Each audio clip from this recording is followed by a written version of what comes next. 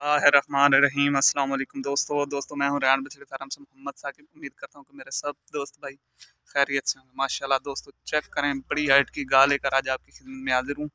अगर आप हमारे फेसबुक यूट्यूब चैनल पर नए हैं तो हमारे फेसबुक पेज को भी फॉलो कर लें और हमारे यूट्यूब चैनल को भी सब्सक्राइब कर लें, साथ ही बेल आइकन को दबा दें क्योंकि हर आने वाली नोटिफिकेशन आप तक पहुँच सके।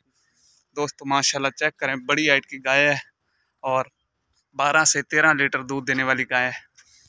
इसके नीचे बछड़ी है, वो भी मैं आपको दिखाता हूँ अगर लेनी हो तो। अगर कोई मेरा भाई लेने का ख्वाहिशमंद हो तो आपकी स्क्रीन पर हमारा व्हाट्सअप नंबर फ्लैश कर रहा है, इस नंबर पर रब्ता करके ऑनलाइन भी ख़रीद सकते हैं। अगर किसी मेरे भाई ने विज़िट करनी हो, लोकेशन हमारी ज़िला लिया शहर फतेहपुर। माशाल्लाह बंद है बस।